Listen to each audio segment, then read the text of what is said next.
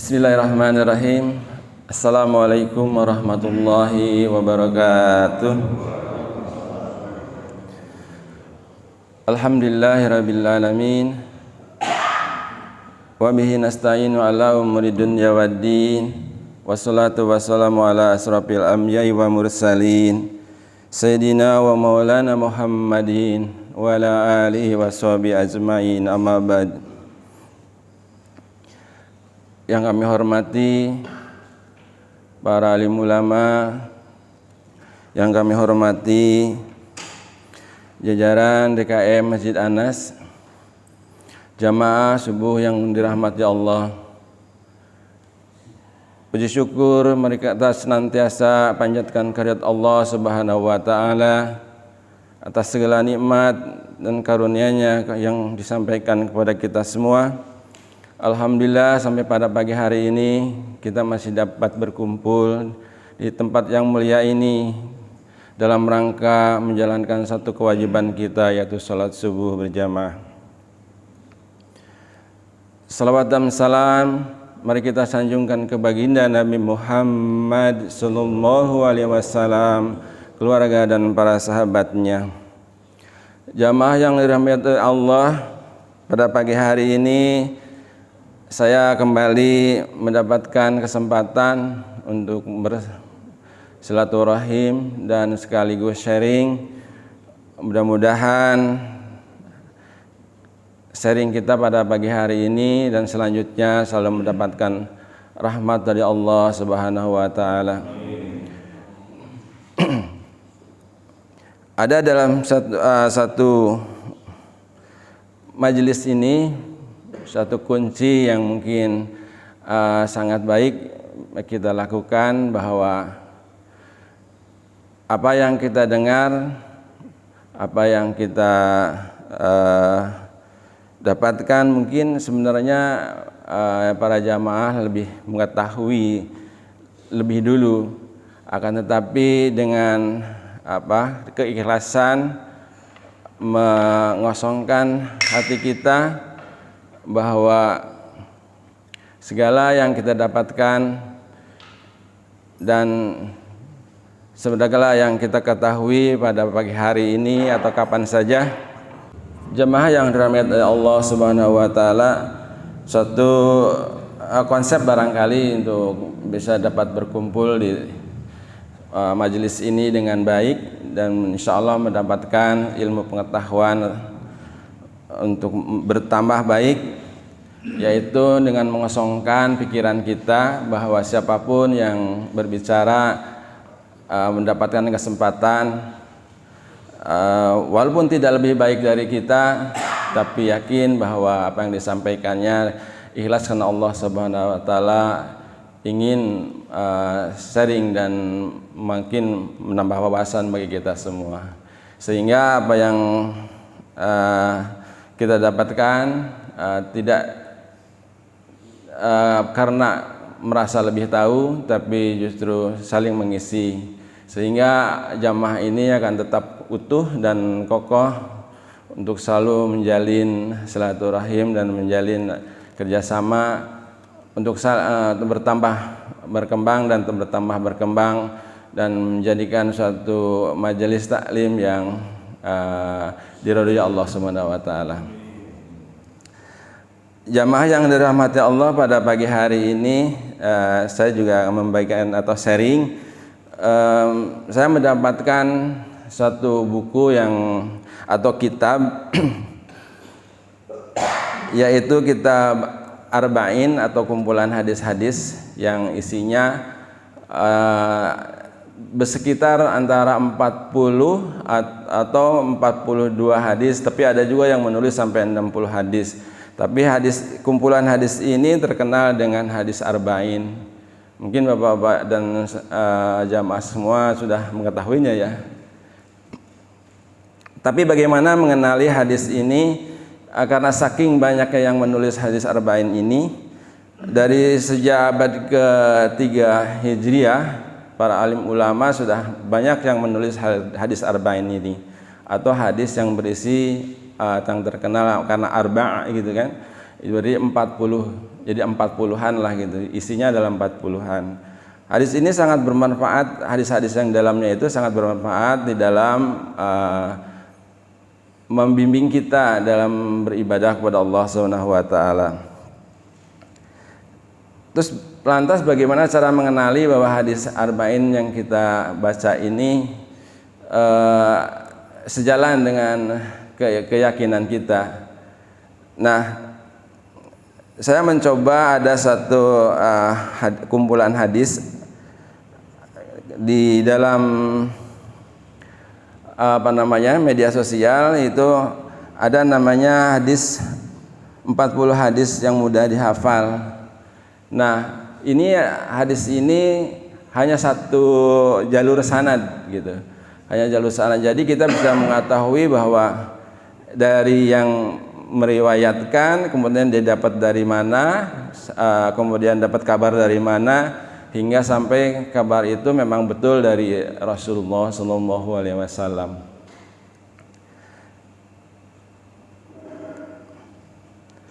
Jamaah yang dirahmati Allah, metode penulisan arba'in ini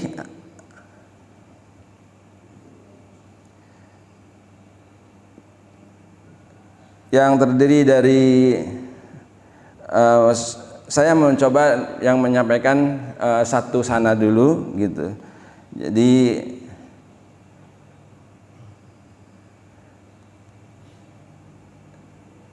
hadis arba'in ini diriwayatkan salah satunya oleh Muhammad Maftuh, ditulis oleh Muhammad Maftuh, meriwayatkan hadis Bukhari. Kemudian Al-Bukhari ini dapat dari siapa gitu informasi itu. Kemudian ini dari Bukhari, kemudian mendapatkan informasi dari Abdullah bin Yusuf. Abdullah bin Yusuf mendapatkan informasi atau kabar dari Malik, dan Malik memperoleh kabar dari Nafi. Nafi memperoleh kabar dari Abdullah bin Umar Al-Khattab.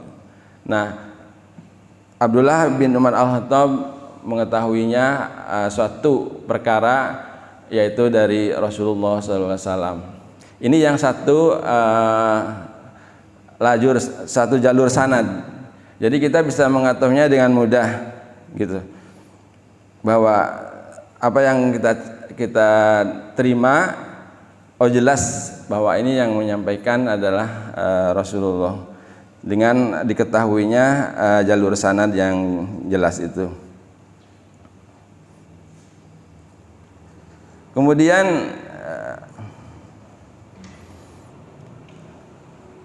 apa sih keutamaannya kita mengetahui atau mempelajari hadis-hadis arba'in ini? Ini ada satu keutamaan, akan tetapi memang di dalam hadis ini disampaikan juga bahwa keutamaan menghafal hadis-hadis arba'in itu bukan suatu wajib atau bukan suatu kewajiban, tapi adalah satu sunnah. Dan menurut penjelasan An-Nawawi, bahwa menghafal hadis-hadis arba'in sebagaimana disampaikan di sini, riwayat-riwayat yang disampaikan tentang manfaat dari keutamaan menghafal hadis arba'in adalah suatu riwayat yang lemah gitu, atau dhaif. Akan tetapi dengan isi-isinya yang yang ada, bahwa hadis arba'in ini sangat baik untuk kita ketahui. Di luar keutamaan kalau menghafal, misalkan menghafal Yasin, fadilahnya apa gitu. Begitu juga sama dengan ini, bahwa menghafal hadis arba'in fadilahnya seperti apa gitu. Kalau boleh saya sampaikan bahwa berdasarkan hadis-hadis yang tadi yang saya sampaikan bahwa hadis-hadis ini sebenarnya adalah dhaif. Riwayat yang disebutkan Imam Nawawi, barang siapa hafal 40 hadis dari perkara agamanya, maka Allah akan membangkitkan ia pada hari kiamat dalam kelompok fuqaha atau ahli fikih dan ulama. Dalam riwayat lain, Allah membangkitkan dia sebagai seorang pakar fikih dan seorang ulama. Allah membangkitkan dia sebagai seorang pakar fikih dan seorang ulama. Dalam riwayat Abu Ad-Darda, nanti pada hari kiamat aku atau Nabi Muhammad SAW akan memberi syafaat dan kesaksian. Dalam riwayat Ibnu Mas'ud dikatakan kepada mereka, masuklah ke surga dari pintu mana saja yang kamu suka. Dalam riwayat Ibnu Umar dicatat dalam kelompok ulama dan disimpulkan di masyar dalam kelompok syuhada. Nah, ini adalah hadis-hadis kalau dilihat bahwa keutamaan itu sangat menarik gitu ya. Tapi sebenarnya berdasarkan yang disampaikan di sini bahwa hadis-hadis ini adalah hadis-hadis dhaif atau lemah.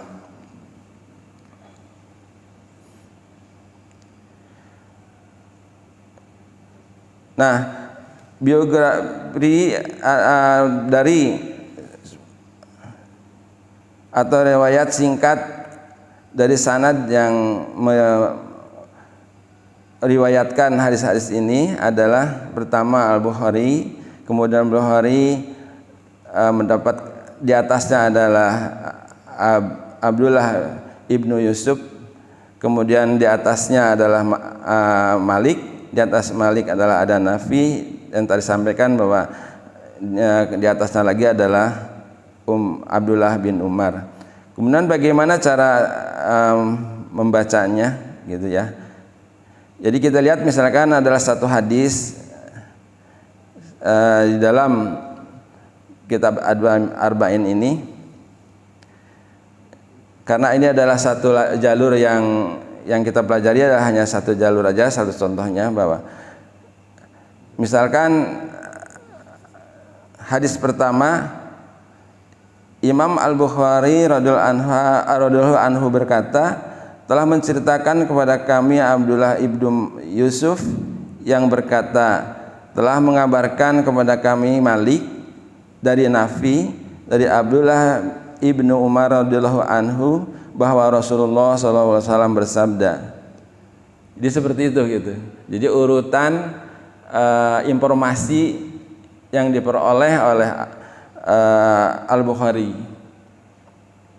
Nah, dengan kemudahan seperti ini, maka kita tidak perlu lagi menghafal terus-menerus susunan sanadnya gitu. Tapi kita cukup menghafal isinya saja gitu. Itu barangkali yang dapat kita peroleh pada pagi ini, bagaimana mengenali sebuah hadis, khususnya hadis Arba'in ini yang memiliki hanya satu jalur sanad saja, sehingga kita bisa akan dapat lebih cepat menghafal isi-isi dari hadis ini. Nah, saya coba membawakan satu kitab ya. Ini adalah kitab hadis Arba'in Imam Nawawi. Isinya adalah pokok-pokok ajaran Islam yang menurut saya cukup bagus dengan sanad-sanad yang tadi sampai ke Rasulullah. Kalau ini ada lengkapnya gitu ya. Kitab ini ada lengkapnya. Dan ternyata ada kitab yang kecilnya gitu, Pak. Buku sakunya.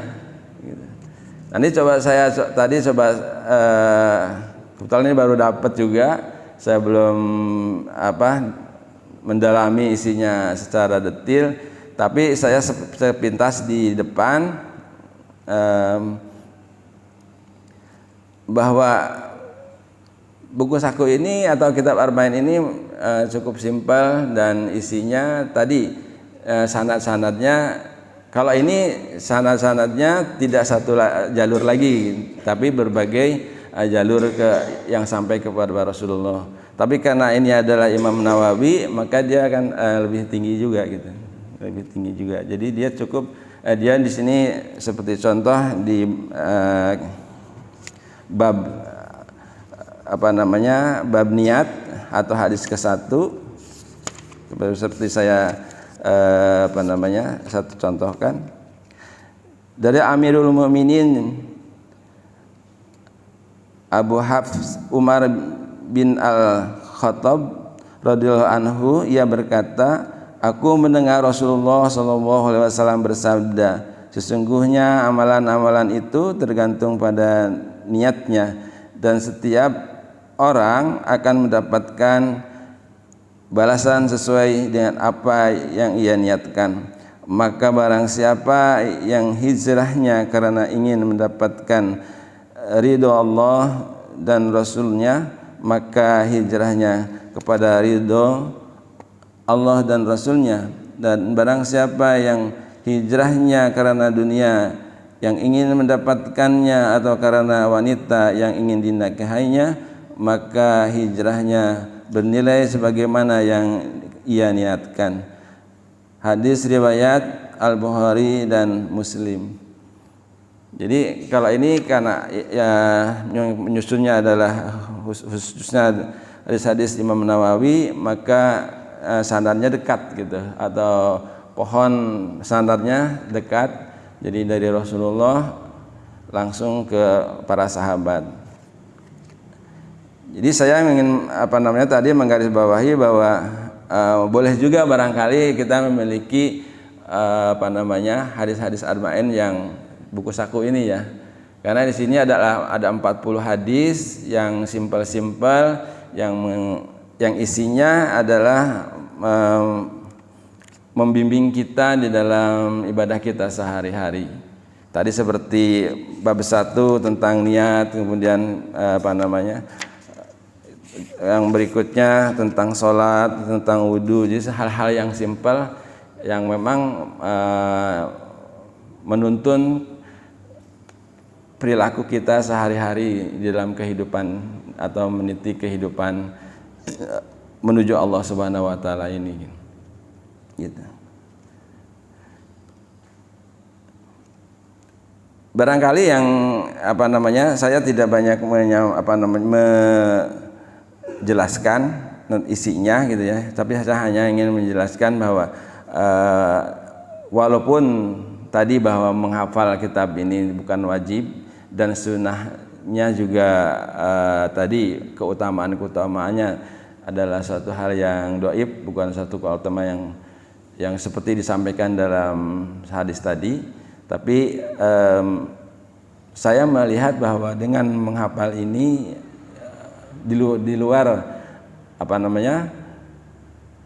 keutamaan tadi, isinya cukup bagus, akan membimbing kita. Misalnya dengan kita mengetahui manfaat mandi sebelum sholat Jumat gitu kan. Maka setelah kita mengetahui itu, tentu kita setiap akan melaksanakan sholat Jumat, kita akan selalu melaksanakan mandi terlebih dahulu gitu. Jadi bimbingan seperti itu yang sangat baik kita pedomani.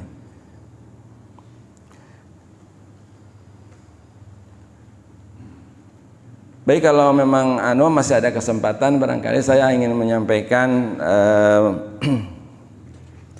satu bab terakhir yang mungkin kemarin kita bahas ya.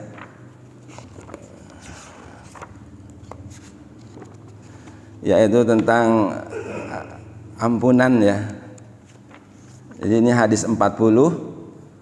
Hadis ke-40,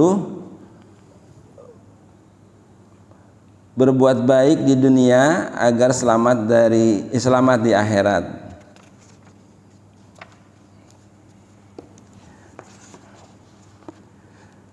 Diriwayatkan dari Ibnu Umar radhiyallahu anhu berkata, Rasulullah SAW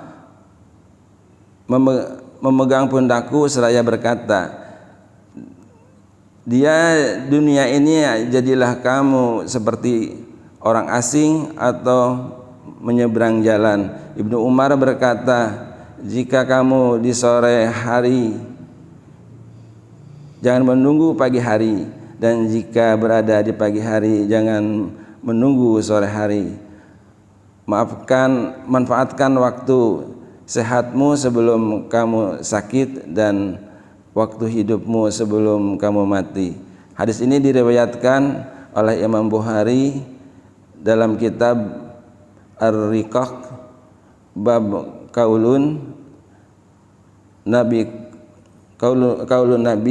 kun bid dunya wa anaka haribun.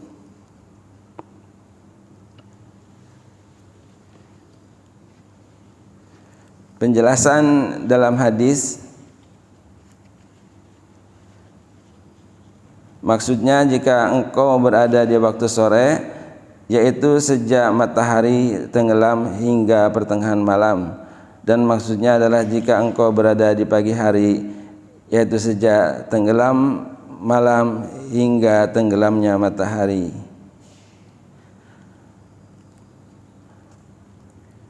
Rasulullah SAW adalah seorang murabbi.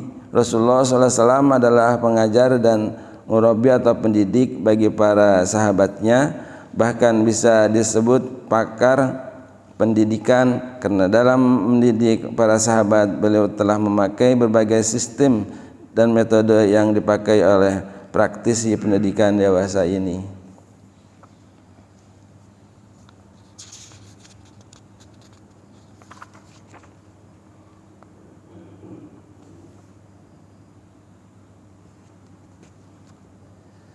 Nah, tadi cukup banyak ya penjelasannya. Saya pikir waktunya masih ada, barangkali dimanfaatkan untuk diskusi kita. Mungkin itu saja yang dapat kami sampaikan. Yang benarnya datang dari Allah Subhanahu wa taala, dan segala kekurangan tentu adalah kekurangan saya pribadi. Oleh karena itu kami mohon maaf yang sebesar-besarnya. Saya akhiri, billahi taufiq wal hidayah. Wassalamualaikum warahmatullahi wabarakatuh. Kami persilahkan kepada bapak-bapak yang ingin menambahkan dan melengkapinya.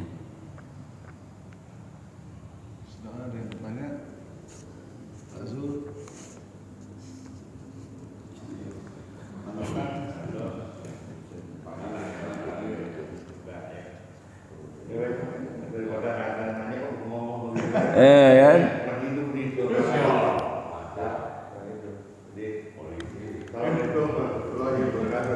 Waalaikumsalam warahmatullahi wabarakatuh.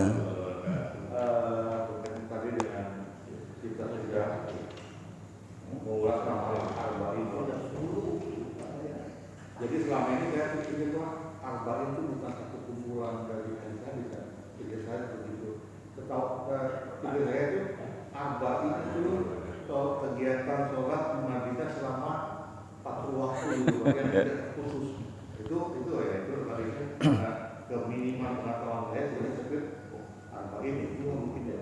Tapi pas saat kita ketemu di sini ya tadi Pak, pencerahan itu kita kumpul menambah satu ilmu dan ilmu insya Allah bermanfaat buat kita. Jadi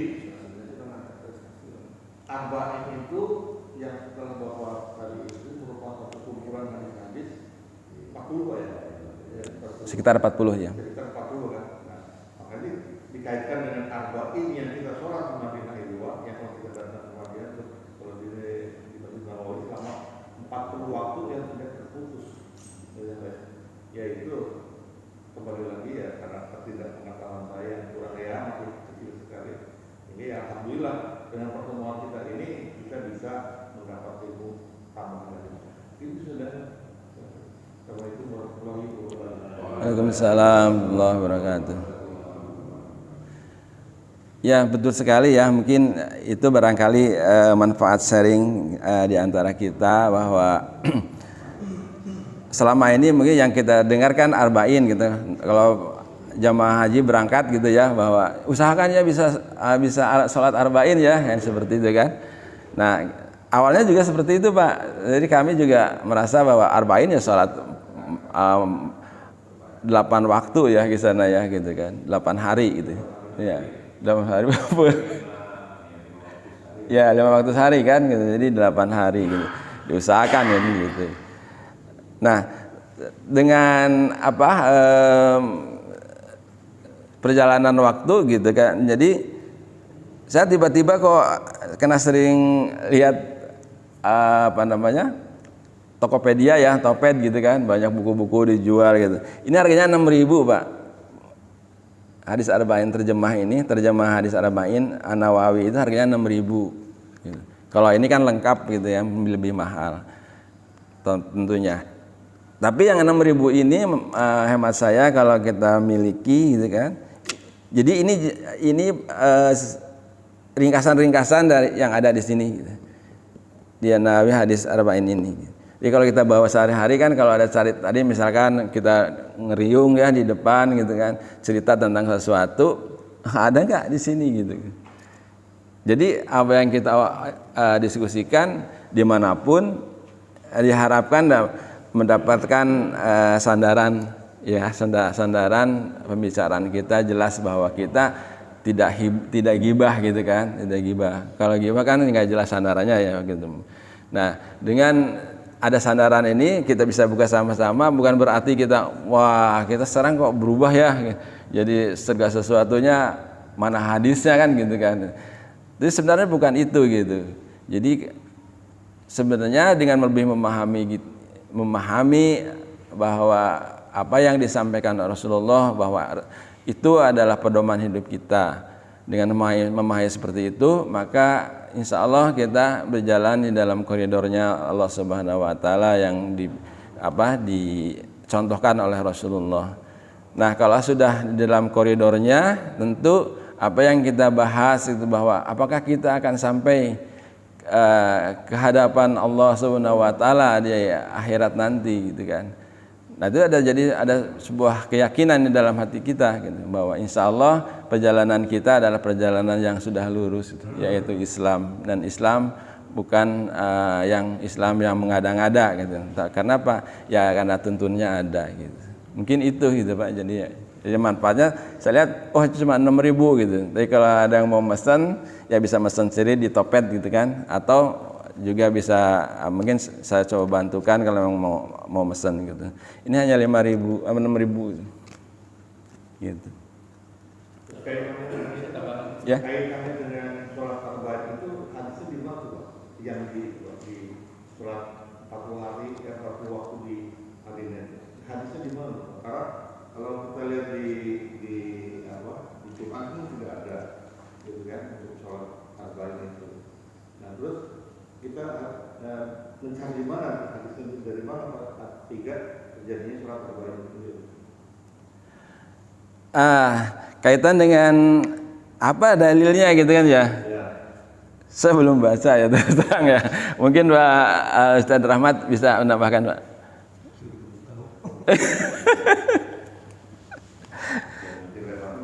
Oke, jadi ya baik. Jadi itu satu pokok bahasan ya. Jadi salat arba'in itu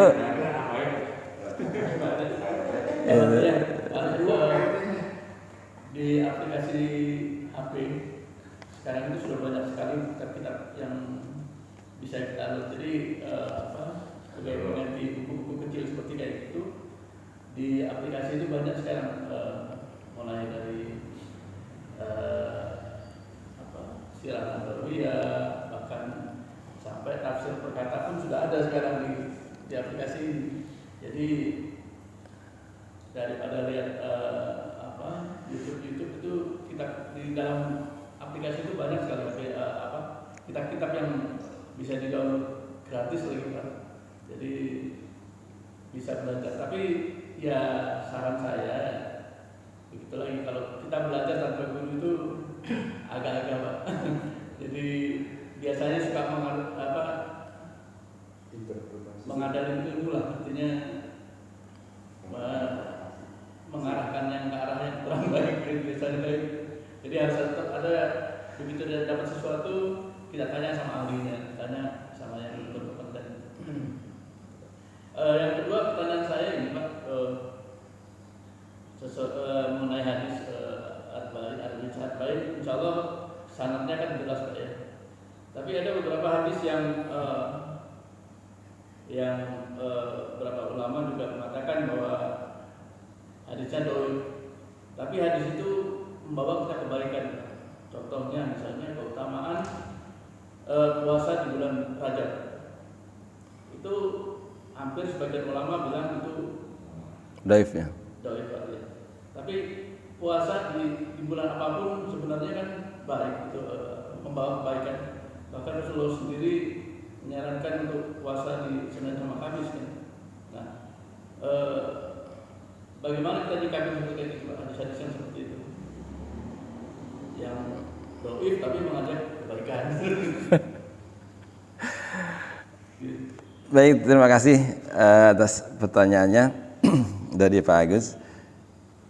Tadi yang saya sampaikan di dalam mukadimah ya Pak ya, bahwa memahami hadis arba'in ini ada keutamaannya gitu kan. Tapi ternyata yang disampaikan keutamaan-keutamaan itu bahwa masuk surga dengan mudah gitu kan, akan mendapatkan syafaat dari Rasulullah gitu. Itu ternyata enggak gitu loh. Bukan gitu manfaatnya gitu. Itu bohong gitu kan. Atau yang disebut karena hadis lemah itu jadi karena kurang kuat gitu ya. Jadi meriwayatkan seperti itu kurang kuat gitu dan tidak ada dari Rasulullah. Nah, tapi ternyata walaupun tidak mendapatkan yang keutamaan-keutamaan itu, kita menghafal hadis ini, hadis 40 yang ada di sini, atau sekarang ini kan kita diaplikasikan di dalam HP gitu kan, bagi yang sudah yang punya gitu kan. Tapi kalau HP kan agak, misalkan tidak semua orang bisa memilikinya gitu kan. Saya coba alternatif misalkan seperti ini gitu kan. Nah, manfaatnya besar sekali dalam kehidupan kita gitu. Dengan menghafal ini kita bisa tahu bahwa oh ini yang nggak boleh, yang ini boleh gitu.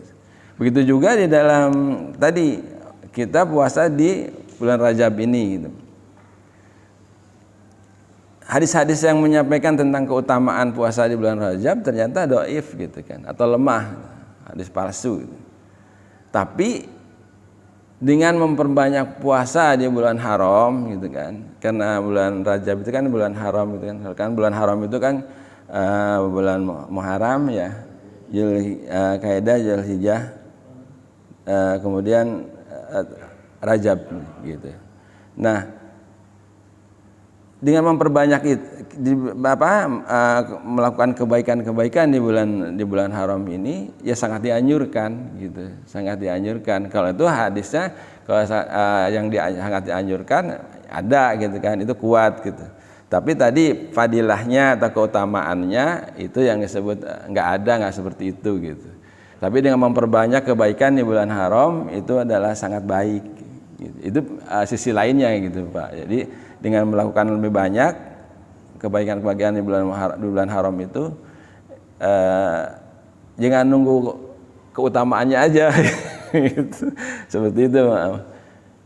Kira-kira seperti itu yang bisa saya tambahkan. Ada lain monggo Pak Anto. Ya Pak. Waalaikumsalam warahmatullahi wabarakatuh.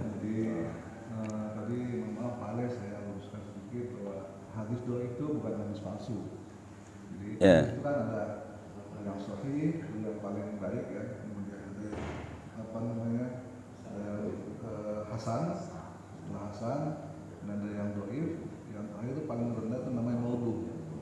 Nah, maudhu ini adalah hadis yang palsu. Hadis yang mengatakan bahwa ini dari Nabi, padahal itu bukan dari Nabi.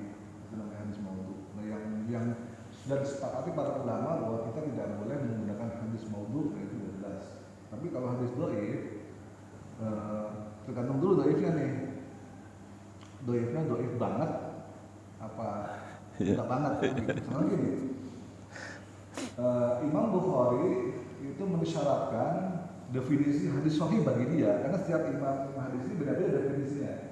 Kalau Imam Bukhari, salah satu definisi hadis sahih adalah misalnya si A dengan si B meriwayatkan tadi kan dari Imam Bukhari ke siapa tadi? Yusuf. Kan? Ya, Yusuf ke Malik, ke Nafi, baru ke Umar bin Khattab. Nah, gitu. Nah, Imam Bukhari mensyaratkan bahwa antara Yusuf dengan Malik itu harus bertemu, harus ada riwayat di dalam kitab atau di dalam apa bahwa Yusuf dan Malik pernah bertemu walaupun cuma sekali.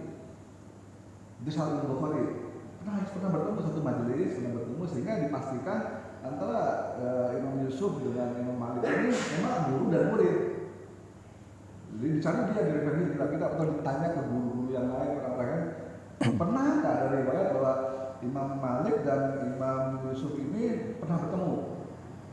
Kalau ternyata dicari di buku-buku literatur, ditanya ke orang-orang di zaman itu ya, memang kompeten, ternyata wah nggak pernah bertemu itu, karena beda kota misalnya, atau beda negara. Misalnya Imam Malik itu di Madinah, misalnya, sementara Imam Yusuf itu ada di Basrah, misalnya Irak. Mereka nggak pernah ketemu tuh, nah kayaknya nggak pernah ketemu, saya nggak pernah dengar ada nggak ketemu. Nah, definisi itu dikategorikan oleh Imam Bukhari sebagai hadisnya dhaif. Kalau nggak ketemu tuh. Kalau nggak ketemu, hadisnya dhaif. Imam Bukhari. Meskipun masing-masing imam itu punya sanad sendiri. Meskipun masing-masing imam hidup sezaman, tapi sama Imam Muslim, wah nggak bisa. Walaupun nggak pernah ketemu, yang penting hidup sezaman, pastilah gitu. Ini dikategorikan sebagai sahih. Makanya ada hadis di dalam hadis Bukhari nggak ada, di dalam hadis Imam Muslim Ada. Jadi hadis yang sanadnya paling ketat itu adalah oleh Imam Bukhari, itu ketat banget seleksinya. Bahkan gini, ada seorang periwayat, misalnya si X gitu kan, riwayat hadis ini dia sering godain kucing. Jadi kucing kan suka ditarik pakai kaos kaki, kan? Dilari-lari gitu kan, kucing kan ngejar-ngejar, godain. Itu bagi Imam Bukhari nggak masuk ke hadis ini, dia dhaif. Kenapa? Karena suka Bohong. binatang, nggak suka godain binatang. Jadi kurang kasih sayang dengan binatang. Harusnya kalau binatang ya dikasih makan pasti makan aja, jangan digudain dulu kalau dikasih makan.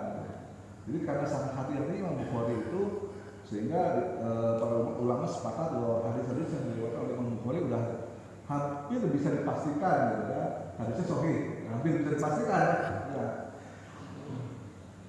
Nah, memang berbeda-beda, gitu. bisa jadi seperti itu. Kalau Imam Muslim kayak tadi itu, yang penting mereka sezaman, walaupun Imam Muslim nggak perlu nyari tahu ini pernah ketemu atau tidak, yang penting mereka sezaman, udahlah sezaman, karena hidup di tahun yang sama, misalnya.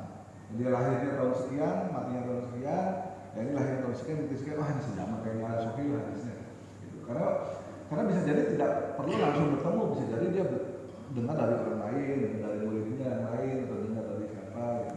Atau dia lewat ke suatu masjid, duduk, oh iya benar ada hadis baru. Karena orang ulama zaman dulu kan langsung hafal. Begitu dengar misalnya kayak ini saat subuh misalnya kan datang karena sambil lewat, kemudian ikut kajian, oh ada hadis begini sih baru dengar langsung hafal. Bisa juga seperti itu karena hidup sejaman. Yang penting hidup sejaman dari bagi Imam Muslim itu hadisnya sudah sahih, dan dianggap bahwa mereka bertemu atau mereka itu saling meriwayatkan. Jalur periwayatan seperti itu. Nah, sehingga para ulama menyimpulkan bahwa hadis-hadis yang dhaif itu sepakat jika untuk fadhailul amal, untuk pengamalan sehari-hari gitu kan, mengenai zikir, sunnah-sunnah ya, mengenai sholat sunnah, mengenai puasa sunnah, macam-macam itu boleh diamalkan walaupun hadisnya dhaif. Karena dhaifnya nggak dhaif banget yang tadi kan. Yang dhaif banget misalnya gini, dhaif banget itu adalah salah satu periwayatnya pernah diketahui dia bohong.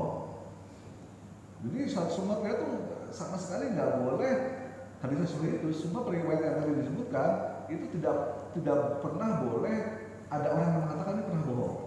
Sekali dia pernah bohong, nah kali ini dianggap baik. Itu ulama sepakat semua dalam hadis. Jadi misalnya tadi Imam Yusuf, Imam Malik, Imam Nafi, ternyata Imam Nafi itu, wah pernah dia bohong tuh saya, dulu gini ngomong ini, dia bohong. Nah, ada doa itu nggak masuk. Tapi dia ulama besar, dia ulama besar dihafal ribuan hadis. Ya, bukan pernah ecek-ecek, itu ulama besar hafal ribuan hadis, tapi pernah bohong sekali aja pernah bohong, ada diriwayatkan, diceritakan, udah. Jadi memang berat ini ya. Nah, itu hadis yang dhaif seperti itu, atau bisa juga ada seorang ini periwayat hadis, tapi dia pernah berbuat dosa besar. Nggak diketahui ini ulama besar ya misalnya gitu kan. Tapi waktu masih muda sebelum jadi ulama, dia kadang-kadang suka mabok misalnya gitu. Ada riwayat diceritakan betul, udah nggak pakai hadis. Tapi dia ulama besar, hafal ribuan hadis, hafal tafsir, hafal Quran, pernah ketahuan sekali mabok di masa mudanya misalnya gitu. Udah nggak pakai juga. Hadis contohnya sebagai dhaif. Jadi yang dhaif itu macam-macam gitu. Seperti itu. Jadi artinya para ulama bersepakat untuk kehati-hatian bahwa hadis dhaif tidak boleh dipakai untuk amal, untuk amalan sehari-hari boleh, tapi tidak boleh dipakai untuk istinbat. Jadi menentukan hukum halal dan haram itu nggak boleh, menentukan hadis dhaif. Jadi kalau kita menentukan misalnya bunga ini halal atau haram, itu harusnya harus sahih. Nah gitu loh. Misalnya kan menentukan halal dan haram harusnya harus sahih, nggak boleh dhaif. Tapi untuk menentukan zikir ini pahalanya sekian, jika 100 kali, misalnya habis sholat pahalanya ini, berarti baik ya masalah. Karena itu tidak menentukan hukum halal dan haram. Toh tidak ada hadis itu pun kita mau nambah zikir, misalnya zikir 1000 kali tiap pagi saya baca la ilaha illallah 1000 kali, walaupun tidak ada hadis, toh bagus saja karena juga zikir, ya kan berapa kali pun ya nggak ada masalah, kapan pun nggak ada masalah. Mau sambil jalan kaki, mau sambil nyetir, kita zikir nggak perlu ada hadisnya, gitu apa hadisnya sambil zikir nggak perlu. Karena yang main zikir itu kapanpun, dimanapun, berapapun banyaknya, ya bagus-bagus aja. Walaupun ada hadisnya dhaif, ya udah nggak ada masalah. Oh nggak ada hadis pun tetap nggak ada masalah. Mungkin itu aja tambahan dari saya. Siap. Terima kasih. Assalamualaikum warahmatullahi wabarakatuh. Waalaikumsalam. Mungkin bapak-bapak yang belum tahu bahwa di kita ada kajian hadis arba'in juga setiap minggu ketiga. Ada Sembangin. Hadis arba'in minggu ketiga. Oleh Ustaz Ahmad Yani Nasution. Itu udah sampai ke hadis nomor 15 kalau nggak salah sekarang ini. Dan jadi kalau pengen membahas detail mengenai namanya satu demi satu hadis arba'in itu udah sebenarnya ini dari silakan bagi yang pengen belajar lebih mendalam hadis arba'in di minggu ketiga setiap bulan. Ustaz Ahmad Yani Nasution. Terima kasih. Ya salah. Yang banyak belajar di seperti saya ini kan hadis namanya hadis ini adalah tingkatan kedua setelah Al-Quran yang harus saya ikutin kan. Jadi tapi hadisnya kadang-kadang teman bilang nggak bisa ini doi bukan. Jadi kita jadi ragu-ragu jadi seperti itu. Bahkan ada yang menjadikan alasan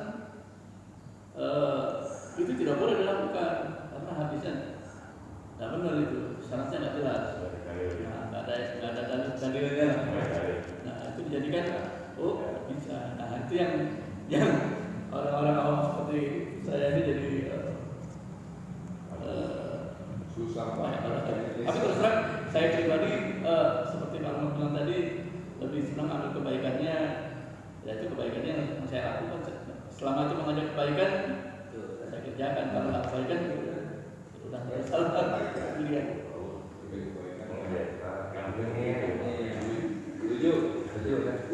Baik.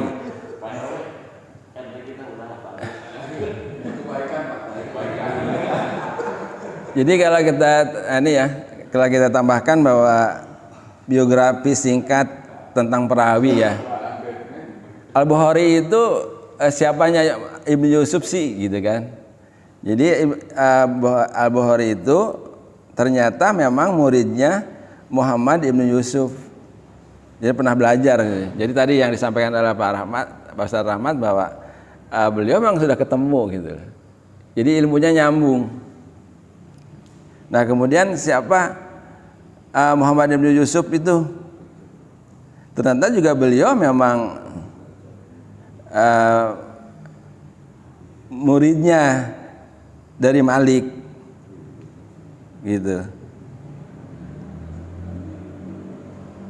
Nah begitu juga Malik adalah juga muridnya dari Nafi. Nafi juga belajar kepada Umar bin Khattab. Nah ini dengan mengenali bahwa oh dia nyambung, dan ternyata orang-orang ini gitu kan, Abu Bukhari, Muhammad Yusuf tadi kriterianya yang kalau Al-Bukhari itu adalah sangat ketat.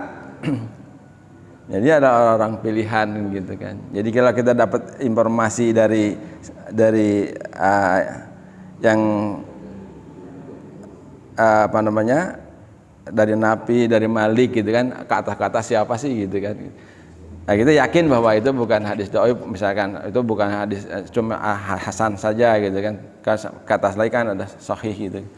Jadi kita yakin kalau ada bilang wah ini pak dhaif pak gitu. Oh nggak bisa gitu kan, ternyata ini mah betul gitu, sanadnya jelas gitu. Nah, orang-orang itu adalah orang-orang yang ketat gitu. Tadi sebagai contoh juga gitu bahwa Al-Bukhari itu begitu ketat. Jadi tadi kan contoh kucing dimainkan gitu kan. Ada lagi contoh yang beliau mau menemui seseorang untuk mengetahui bahwa benar sih informasi satu hal yang ingin ditulis di dalam hadisnya itu. Begitu mau sampai ke rumah orang tersebut, ternyata Al-Bukhari melihat orang tersebut lagi bawa-bawa makanan gitu kan, membawa makanan mendekati ayam. Kan kalau ayam diiming-iming makanan gitu kan, ya kut gitu kan, pakai tangannya gitu kan, dia ikut gitu. Nah dia pikir kan mau ngasih ayam dikasih makanan gitu, ternyata dia bukan dia kasih, tapi begitu makanannya dekati ayam, ayam ditangkap, makanannya nggak dikasih gitu. Jadi hanya tipu daya gitu. Nah itu juga Al-Bukhari nggak mau mendapatkan informasi itu, dia gagal, dia tinggalkan orang tersebut. Jadi seperti itu memang betul yang disampaikan oleh Ustaz Rahmat, bahwa Al-Bukhari itu begitu ketatnya dalam mencari informasi. Itu saja barangkali. Kalau hadis dhaif bisa diamalkan tidak? Boleh diamalkan tidak? Boleh. Boleh. Selama tidak berhubungan dengan halal dan haram. Kalau ini mengatakan halal dan haram itu nggak boleh. Harus boleh makan bukan daging babi tapi minyaknya saja. Kalau sayurnya saja boleh kan dia banyak.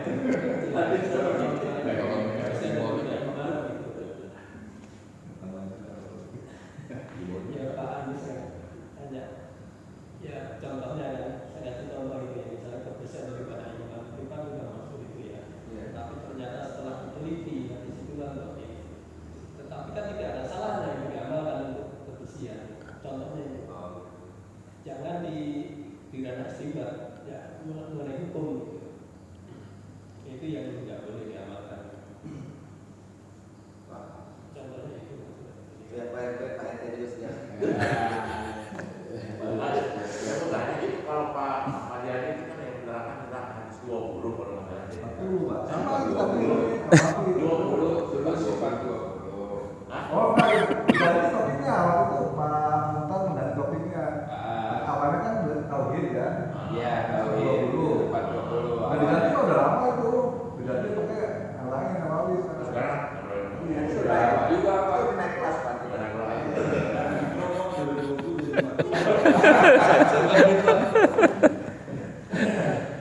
Mungkin pas kenaikannya mungkin Pak Tanda naik mabal.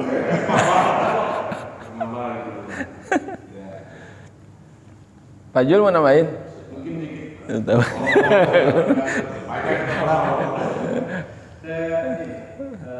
Kemarin kan banyak beredar tentang puasa di bulan apa ya, karena Rajab. banyak beredar sosmed itu mengenai puasa di bulan Rajab. Saya sudah menanggapi begini aja, ya berarti Mungkin kita yang sudah terbiasa dengan puasa tahu, kemudian puasa Senin Kemis, kemudian ayam ungkit, dan itu yang di bulan Rajab. Kemudian misalnya hari Senin kemarin pas 1 Rajab, itu puasa ya lanjut aja. Jadi bukan karena 1 Rajabnya gitu, ya memang rutin sudah. Nah puasa Daudnya atau puasa yang seterusnya, ya lanjut aja. Jadi nggak usah nggak usah macam-macam. Betul-betul Rajab tanggal 1 tapi ya puasa nggak ya diragu-ragu ini. Ya udah rutin yang sudah kita rutinkan puasa ya lanjut aja gitu. Nggak khawatir. Kemudian masalah ini juga kan tadi juga masalah kalau masuk di bulan Rajab kita apa ya harusnya mungkin berdoa ya Allah berkailah kami di bulan Rajab dan bulan Sya'ban dan sampaikanlah kami bulan Ramadan. Itu kan permohonan doa kita mengharap kepada Allah supaya berkahi di bulan Rajab ini, berkahi bulan habis Rajab, Sya'ban dan panjangkanlah sampaikanlah kami ke bulan Ramadan. Jadi ya iklan doa ya doa aja gitu. Ya kita nggak terlalu mungkin di ini apanya buatnya di doa ini gitu. Namanya permohonan ya baca aja gitu. Saya kira itu aja kita tambahin. Enggak, saya jadi tertarik itu loh. Apa 12 bulan tuh bulan Rajab, Sya'ban, Ramadan tuh jauh lebih bagus dibandingkan dengan bulan-bulan yang lainnya.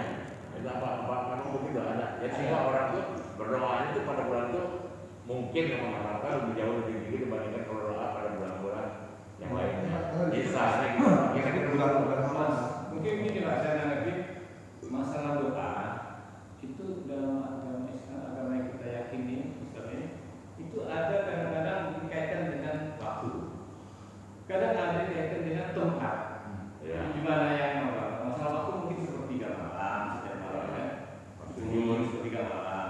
Mungkin masalah tempat mungkin nanti di Muntajab gitu. Jadi ya kalau kita nggak ada kesempatan belum ke sana ya di sini juga kita ambil waktunya mungkin di hari Jumat di antara azan dan iqomah.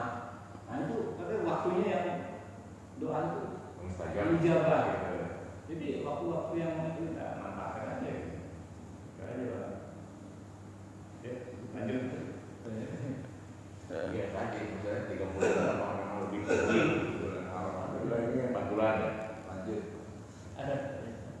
Bang Rahmat tadi mau tambahin? Ya kan tapi karena itu kan bulan haram, bulan itu ya ada keistimewaan di bulan tersebut. Kemudian kan bulan Rajab kan ada peristiwa Islam itu. Kemudian menjelang Ramadan 2 bulan lagi kan setelah Rajab kan nanti ada Sya'ban, Sya'ban pasti menjelang Ramadan kan dan nisfu Sya'ban di situ. Orang tuh artinya Ramadan ini kan merupakan perayaan besar di umat Islam. Ibaratnya kalau kita kan kita menikahi anak kita nih, gitu. 2 bulan sebelumnya kan masih sudah sibuk tuh nyari catering, nyari ini, nah itu ibaratnya seperti itu tuh. Jadi persiapan ke Ramadan ini yang membuat semua orang sibuk sebenarnya, membersihkan diri, membersihkan hati, kan dan sebagainya. Untuk persiapan hari saat Ramadan tiba nanti kita udah ready. Sehingga nanti itu di bulan Muharram, di bulan Rajab kemudian bulan Sya'ban lebih itu makin kencang puasanya. Karena apa latihan dulu sebelum Ramadan nih, ya, supaya terbiasa puasa jadi nggak kaget. Kemudian sodakohnya juga makin kencang, sholatnya juga makin kencang. Ibaratnya pemanasan dulu nih. Gitu. Begitu nanti masuk Ramadan, langsung start. Ya, dia udah terbiasa puasa, perutnya udah terbiasa bangun malam dan sebagainya, udah terbiasa banyak baca Al-Quran. Gitu. Ini udah nggak kaget waktu di bulan Ramadan. Memang begitu dilakukan Rasulullah. Sehingga dari situ umat Islam melihat, wah ini memang bulan Rajab bulan yang istimewa, adalah Sya'ban juga, karena akan menghadapi sebuah perayaan besar di bulan Ramadan. Mungkin yang punya utang suruh bayar gitu. Iya. Utang bayar. Iya. Puasa lagi terutama ibu-ibu. Nah, jadi bagi suami mengingatkan dulu utang sama Bapak-bapak juga yang bayar bapak-bapak juga banyak utang, bayar dong utangnya lagi.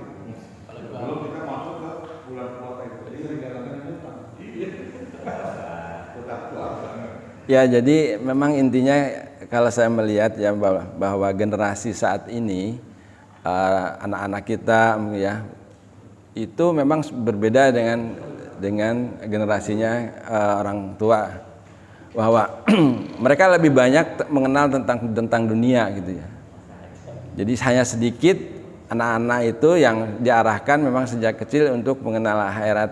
Misalkan mereka sekolahnya juga memang di sekolah-sekolah muslim kan gitu. Jadi sekarang lebih mayoritas anak-anak itu, remaja sekarang ini, anak mudanya atau generasi yang sekarang ini memang lebih banyak tentang bergelut kehidupan dunia. Jadi kalau mendengarkan cerita-cerita atau hadis-hadis seperti ini gitu, atau cerita-cerita di sosmed, Ustadz berbicara tentang tadi keutamaan-keutamaan, ya mereka memang awam gitu. Itu memang awam. Nah, itulah barangkali manfaatnya kita di sini, bisa mengenal apa sih yang dimaksud dengan tadi keistimewaan di bulan haram gitu, hal-hal lain gitu. Jadi kita bisa menyampaikan ke anak-anak kita, generasi kita, mungkin cucu kita gitu. Apa sih kehidupan Islam itu seperti apa? Kira-kira seperti itu gitu. Mungkin itu saja Bapak-bapak jamaah yang dirahmati Allah yang kita bahas pada pagi hari ini. Mari kita akhiri pertemuan kita dengan membaca doa kafarat majelis. Subhanallahumma wa bihamdika asyhadu an la ilaha anta astaghfiruka wa atubu ilaik. Lebih kurangnya kami mohon maaf. Bila taufik wal hidayah. Assalamualaikum warahmatullahi wabarakatuh.